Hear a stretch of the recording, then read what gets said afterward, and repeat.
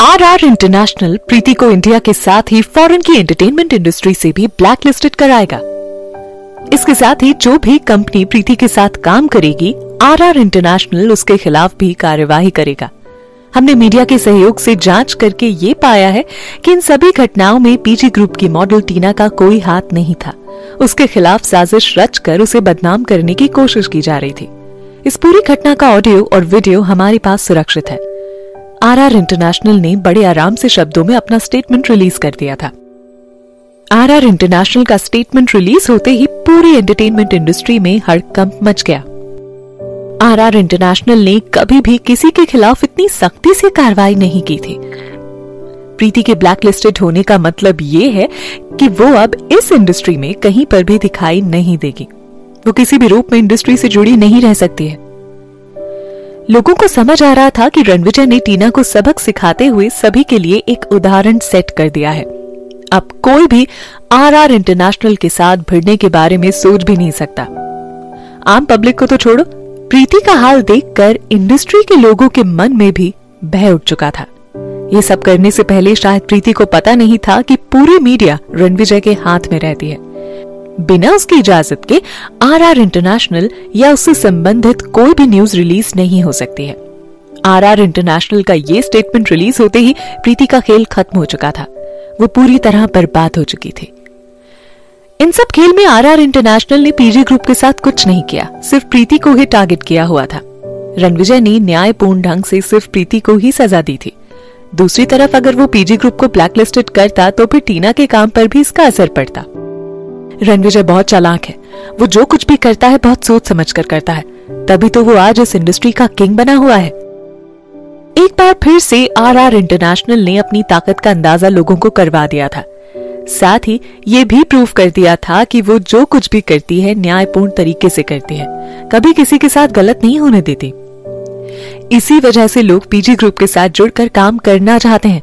इस बार ना सिर्फ उन्होंने प्रीति को सबक सिखाया था, बल्कि टीना को लोगों के आगे निर्दोष भी सिद्ध किया था। एक बड़ी और रेप्यूटेड कंपनी हमेशा ऐसी होती है, वो कभी किसी के साथ गलत नहीं होने देती।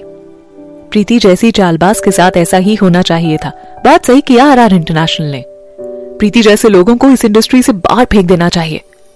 भला बताओ, उसने टीना जैसी इतनी अच्छी मॉडल को बदनाम करने की कोशिश की। टीना को अगर ऐसे ही चीप पब्लिसिटी लेनी होती तो वो अभी तक पीजी ग्रुप वालों के चंगुल में ना फंसी होती।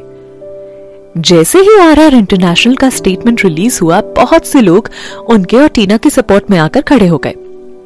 चारों तरफ से लोगों के अलग अलग बयान सुनने को मिल रहे थे। इसी बीच मीडिया में ये खबर भी आनी शुरू हो गई थी कि प्रीति को पहले ही अमेरिका में ब्लैक लिस्टेड किया जा चुका है।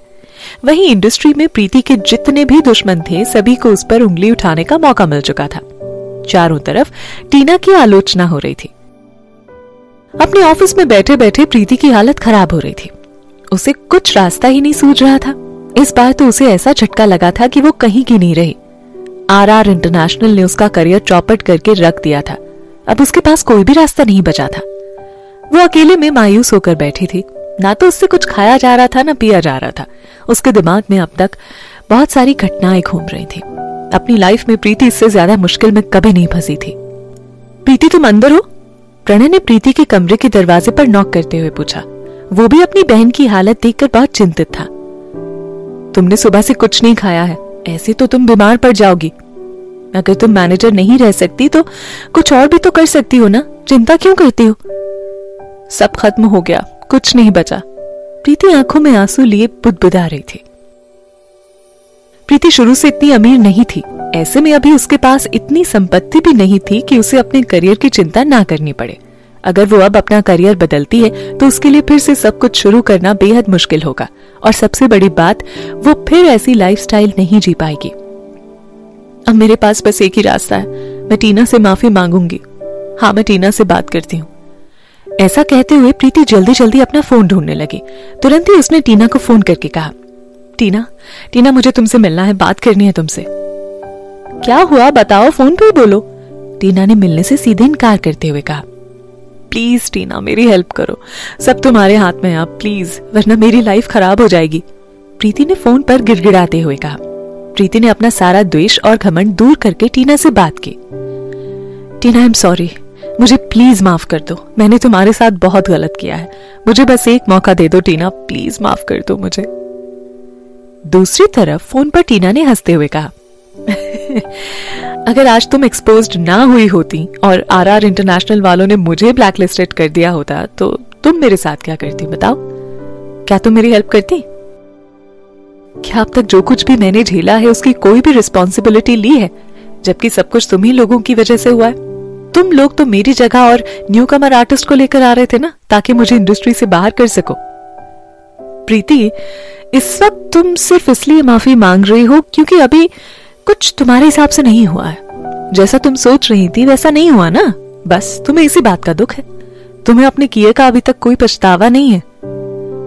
प्रीति चुपचाप टीना की सारी बातें सुनती रही, क्योंकि जो कुछ भी वो कह रही थी सब सच था। सच में अगर आज प्रीति की जगह टीना ब्लैकलिस्टेड हुई होती तो प्रीति उसे और ज्यादा परेशान करने की कोशिश करती। वो टीना के साथ जरा सी भी सिंपैथी नहीं दिखाती।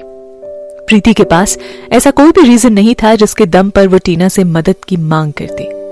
टीना से हेल्प मांगने का उसका मुंह ही नहीं था।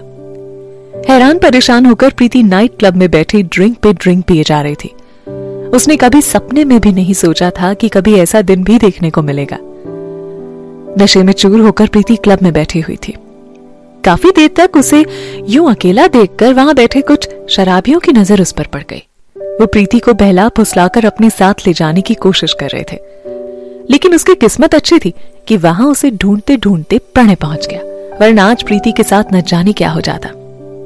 प्रीति, कल तुम इंग्लैंड जा रही हो, मैंने फ्लाइट बुकिंग कर दी है, प्रणय ने प्रीति को संभालते हुए कहा। प्रीति ने प्रणय का कॉलर पकड़ते हुए गुस्से में पूछा, तो अब तुम भी मुझसे तंग आ गए हो? ओह, अब समझी, मैं तो भूल ही गई। तुम इसीलिए डरे हुए हो कि कहीं मेरी वजह से यूसुफा का करियर ना खतरे में पड़ जाए, है ना? प्रीति, आई एम सॉरी, कंपनी की रेपुटेशन का सवाल है, इसीलिए हम कल ही तुम्हें कंपनी से बाहर करने का अनाउंसमेंट करने जा रहे हैं, प्रणय ने प्रीति से नजरें छुपाते हुए कहा। फक ऑफ प्रणय, तुम तो मुझसे भी घटिया और गिरे हुए हो। जब तक मैं तुम्हारी हेल्प कर रही थी तो ठीक था, आज जैसे मैं मुसीबत में हूं तुम मुझसे पीछा छुड़ा रहे हो। प्रीति ने प्रणय को खुद से दूर धकेलते हुए कहा। नशे की हालत में उसकी जुबान लड़खड़ा रही थी और आंखें बिल्कुल लाल हो चुकी थीं। तुम्हें क्या लगता है मेरे चले जाने से पीजी की रेपुटेशन बहुत अच्छी हो जाएगी? तुम्हारी कंपनी बहुत बड़ी कंपनी बन जाएगी? प्रणय, आंखें खोलो, आंखें। रणविजय ने सिर्फ मुझे ही ब्लैकलिस्टेड नहीं किया है, इनडायरेक्टली उसने पीजी ग्रुप को भी बैन कर दिया है। और पता है तुम्हें इन सब में फायदा किसका हुआ है? टीना का, सिर्फ और सिर्फ टीना का। प्रीति ने गुस्से से भरी निगाहों से प्रणय को तरेड़ते हुए कहा। आखिर गलती मेरी ही है, मुझे खुद समझना चाहिए था कि जब टीना तुम्हारे साथ इतने सालों तक लॉयल रही तब तो तुम लोगों ने उसके साथ ऐसा सलूक किया, फिर मुझे कैसे छोड़ सकते हो तुम सिर्फ अपना फायदा देखते हो, बाकी किसी इंसान की कद्र नहीं है तुम्हें। और हाँ, मैं तो अब बर्बाद हो ही चुकी हूं, लेकिन टीना तुम्हें और यूसुफा को भी ऐसे नहीं जाने देगी। और मैं अभी कहीं नहीं जा रही, अब मैं बैठकर तुम दोनों को बर्बाद होते देखूंगी।